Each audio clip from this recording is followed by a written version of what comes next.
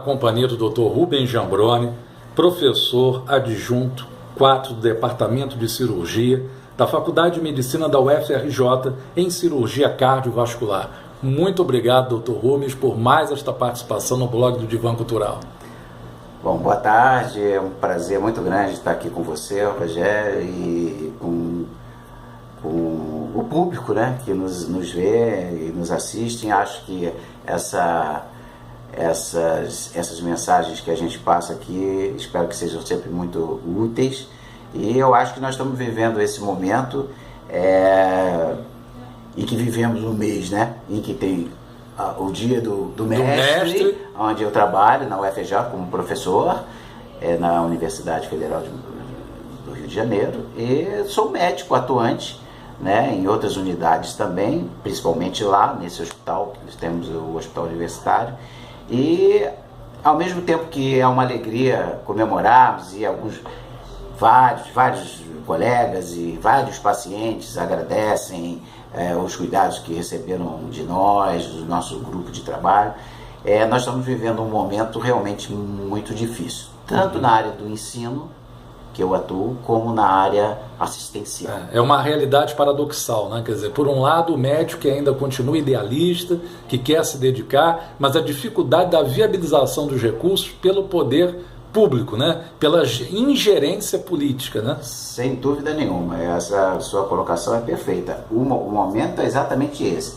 Se nós pudéssemos fazer um retrocesso no tempo, veríamos que houve uma piora, né, da oferta de serviços e da recuperação dos quadros docentes, como esse que eu estava falando. Nós éramos 7 professores na universidade, hoje somos 2 apenas na área de atuação que eu exerço. Então isso gera carência de pessoas para passar mais ensinamentos e mais informações aos nossos alunos, que serão os nossos médicos no futuro, e de que tanto precisamos de serem pessoas bem formadas. Então essa área toda é muito importante. O que é pior é que, juntando a essa deficiência na área do ensino, nós temos uma grave crise na parte assistencial nos hospitais, tanto universitários quanto nos hospitais públicos, onde eu foco a maior parte do meu trabalho. É lógico que nós temos sempre estão sempre realizando cirurgias, tratamentos que dão certo, é motivo de felicidade e de motivação para nós e para os nossos alunos. E o problema todo é que o que vivemos é essa crise de alguns anos para cá, de deterioração total do serviço de saúde pública, onde há uma carência enorme de leitos, uma carência muito grande de recursos, e isso está diretamente ligado à gestão e à política. Sim. Que está principalmente a política de saúde determinada pelos maiores gestores, que são as maiores pessoas com que vamos dizer, a cidade, no nosso caso do Rio de Janeiro, está sofrendo. E que são os que menos se sensibilizam com essa situação caótica, né? Exatamente. Então é como se eles não tivessem muito distantes. Muito distante. E nós não, que vivemos o dia a dia, estamos ali sofrendo, embora vibremos com a nossa profissão. Mas numa atividade quixotesca, né? Como Dom Quixote tentando fazer o possível, né? Exatamente. Então, tanto no ensino como na assistência, a gente está vivendo um momento muito, muito triste, porque até às vezes uso essa palavra, às vezes uso frustrante, porque é uma frustração para nós que investimos tanto na nossa carreira, né? Eu, depois de 35 anos de atividade, fora a faculdade, que também foi um período que a gente trabalha também e treina, fora esse período todo, que já somariam 42 anos, eu percebo que há realmente essa deterioração muito preocupante. A situação é muito preocupante, e que para se recuperar todo esse desde o glamour da profissão até a efetividade do tratamento de uma pessoa, principalmente numa área, como eu falo, de alta complexidade, nós estamos sofrendo momento muito difícil, de demanda reprimida enorme, pacientes aguardando longos períodos para poderem ser atendidos. Morrendo em suas casas muitas vezes. Morrendo, né? Como eu te falei, é quase que assistir a uma cena de escolha de Sofia. Sim, O paciente não chega numa situação dramática porque ele começa a passar mal porque está aguardando há muito tempo. Sim. Então, e ao mesmo tempo, quando estamos ensinando, nós estamos tendo dificuldades porque os próprios hospitais são os locais onde nós também ensinamos. Se nós não conseguimos atender bem e fazer o trabalho adequado, também não estamos treinando e ensinando os nossos alunos. E como manter esse lado do ideal dentro do aluno, vendo essa realidade, né? Perfeito. Como fazer isso? Como fazer isso? Realmente está sendo uma atividade, um momento que eu me pego assim, desiludido às vezes, triste, mas como eu amo o que faço, na realidade a gente procura forças onde não tem. Não tem, né? Então estamos brigando por concursos, brigando por planos de cargos, em que as pessoas sejam valorizadas de acordo com o seu aperfeiçoamento. Isso, né? O que se chama de planos de cargos e salários, né? Na profissão médica. E no ensino também. Se eu sou mais graduado, eu estou investindo na carreira, eu seria reconhecido por isso. Mas fique certo você de uma coisa, onde eu ganho menos é onde eu mais gosto de ir, que é na universidade. Na universidade. Onde você citou, da onde eu originariamente sou, é a minha base. É onde eu tenho menos recursos vamos dizer, pessoais, né? E é o lugar que eu mais amo e que mais gosto de trabalhar. Então não é uma questão de ganhar mais, o médico tem que ganhar mais ou ganhar menos. É uma questão de você ter condições de trabalho e condições de ensino. Onde você encontra isso, você vai com o maior prazer, independente do valor. É verdade. Né? O valor material, isso quer dizer dinheiro, custo salarial. Então, na realidade, se você realmente fizer essa revolução que nós precisamos iniciar já, eu acho que ainda a gente vai ter um tempo ainda difícil de viver até a gente conseguir chegar onde a gente poderia chegar. Até conseguir chegar ao que os políticos durante décadas sempre falaram, educação e saúde, educação e saúde. Se eles tivessem valorizado há várias décadas atrás, a situação não estava tão drástica como está hoje. Exatamente. Isso sempre, para mim, soou muito mal. Muito mal quando vejo a propaganda de um político. Né? E às vezes fico até lamentando fazer um comentário, que colegas médicos se tornam políticos. E quando se tornam políticos, esquecem que são médicos. Porque a hora de brigar lá, o conchavo não é... Aí se retrai. Se retrai. Porque o conchavo é político. Ele não é de um grupo que às vezes estão incluídos os médicos, mas eles não brigam. Os pais esquecem que são médicos. E são apenas políticos. São apenas políticos. Entendeu? Isso é um fato. Isso aí existem inúmeros exemplos de muitos que são médicos que você nem sabe que são. É verdade. Então lá são médicos. Quando a atividade política deveria ser apenas um braço da vocação médica dele para ele viabilizar aquilo que os colegas não estão conseguindo alcançar. Exatamente. Então nós precisamos muito de jogar esse alarme mesmo, como alarme. Porque nós estamos realmente vivendo eu disse essa palavra e repito, eu acho que é um genocídio dentro das filas. As filas de espera estão nos assustando.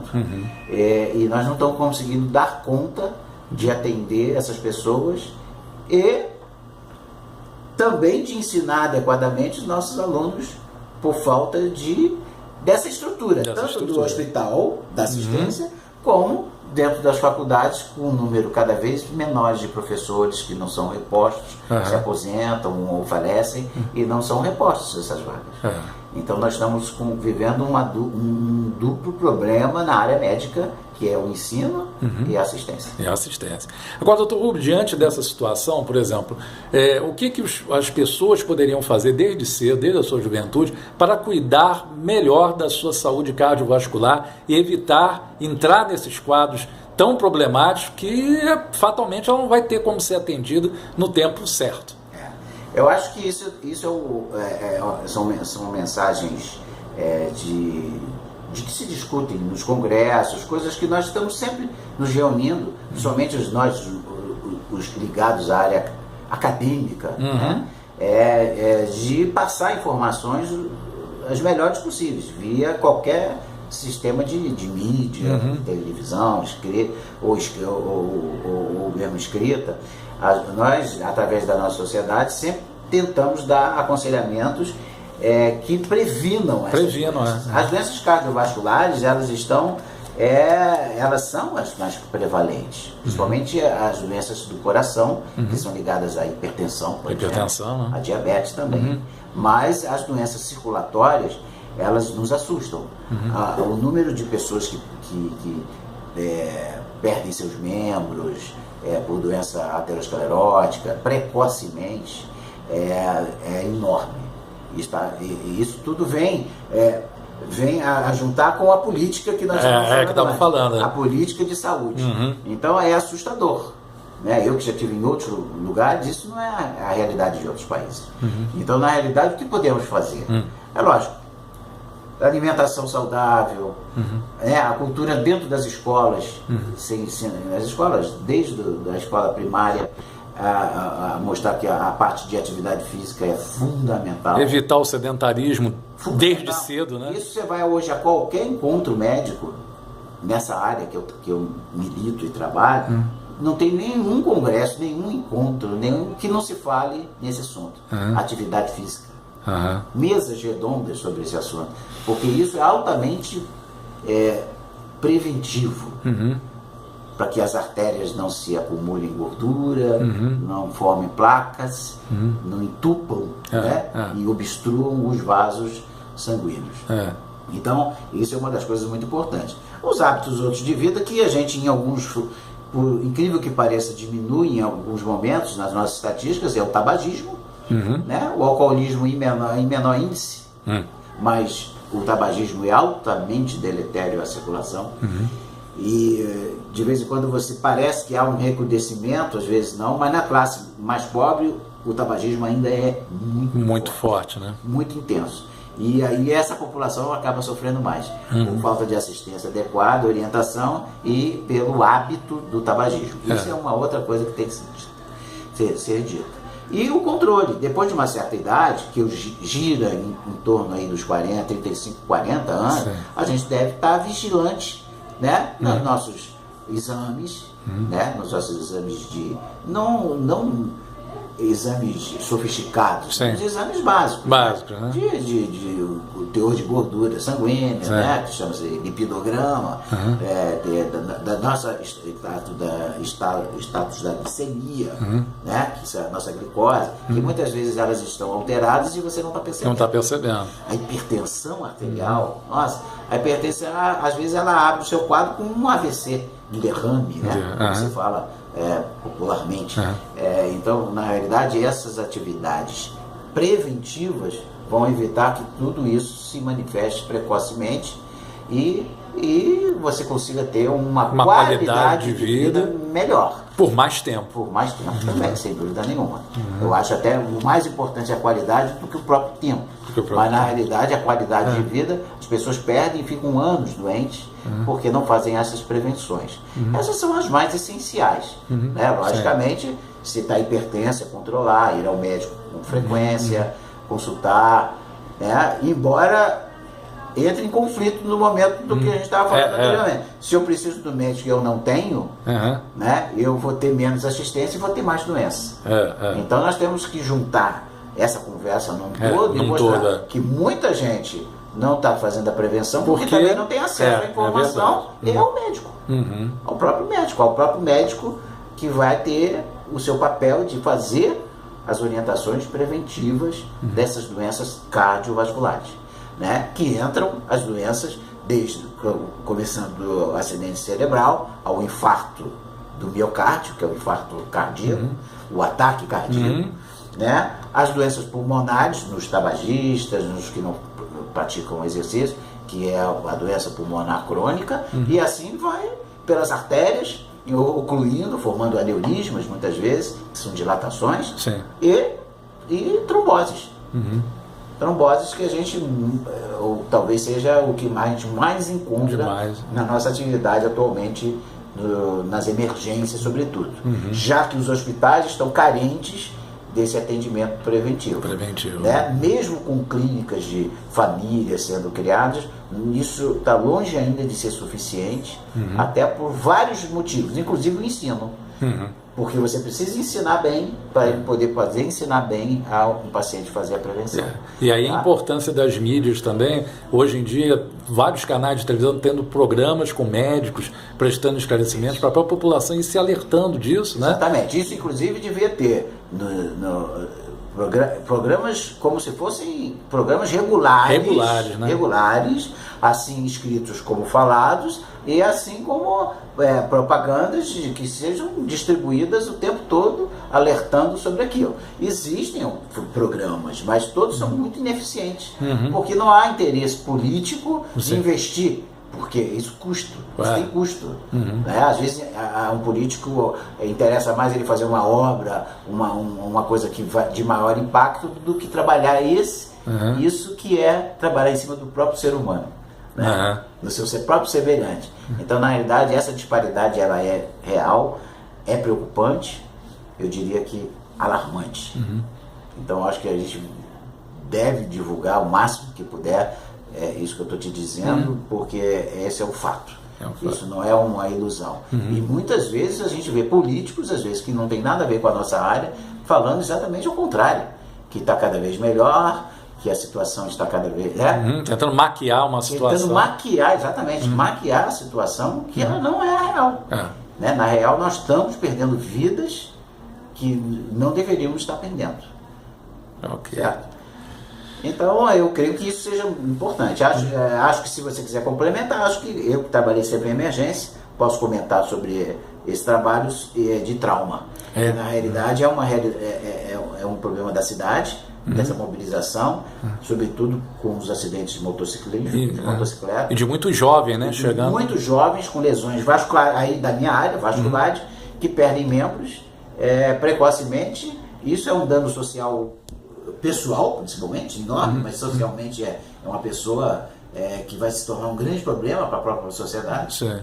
Fora o problema pessoal de um jovem, né, que tem um acidente grave, ficar debilitado ou mentalmente, ou alguma sequela, uma amputação. Então isso é uma das coisas que a gente também deve chamar bastante atenção, de que os programas de prevenção de acidentes têm que ser intensificados, porque o número de acidentados nos hospitais de emergência, onde eu também trabalho, estão aumentando assustadoramente. E a maioria dos casos é acidente de moto, né?